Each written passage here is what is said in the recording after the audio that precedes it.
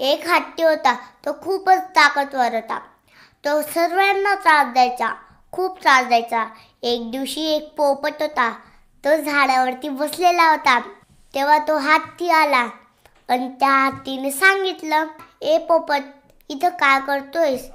चल उठ इथून आणि माझा मुजरा कर. पोपट म्हणाला, नाही, मी का बरं तुझा मुजरा करू? हत्ती म्हणाला, मी या जंगलाचा राजा आहे. पोपट म्हणाला, जंगलाचा राजा तर सिंह राहतो, पण आत्ता सिंह नाही म्हणून मी राजा आहे. त्या पोपटने मुजरा नाहीच केला. शेवट त्या हत्तीने ते झाड उपटून टाकलं. पोपट घाबरून सनी त्या झाडावर उडून गेला. तेव्हा तो हत्ती हसायला लागला आणि म्हणला, आता समजलं ना की मी किती ताकदवर आहे. तेव्हा मग तो रोज एक नदीमध्ये जायचा आणि पाणी प्यायचा. आज पण तो पाणी प्यायला गेला. तेव्हा एक मुंगी जात होती. ती अन्न घेऊन जात होती. हत्ती म्हणाला, ए मुंगी, कुठे चाललीस तू?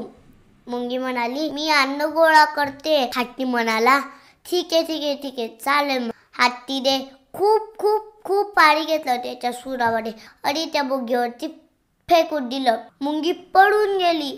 त्या पाणीमुळे ती घसुचडी पडून गेली. तिचा आधाही खूप खूप खूप खराब होत गेलं. तेव्हा तो हत्ती हसाला. मग तिला खूपच राग आला. ती रागेमध्ये आपल्या घरी चालली गेली. तेव्हा एक दिवशी तिला खूप मोठा आयडिया आला. तेव्हा रोज सारखं तो हत्ती पाणी प्यायला आला. त्याला पाणी पीत असे काहीतरी विचार येत होते.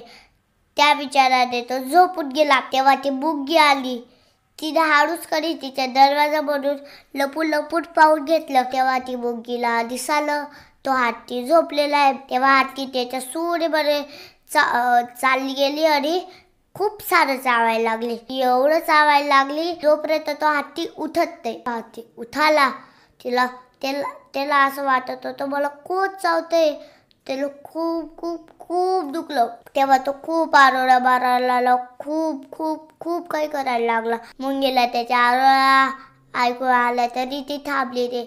थोड्या वेळामध्ये तो खूप इतका आरोळा मारायचा ना, ती कार बजायला, तिचे कारचे पडदे फाटायला लागले. तेव्हा ती मुंगी बाहेर निघाली. तेव्हा तो हत्ती म्हणाला, ए मुंगी, तू काय करत होती माझ्या सुनेमध्ये?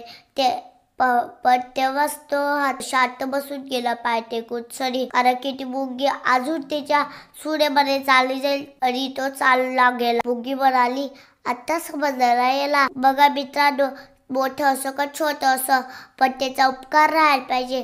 बाय, टाटा.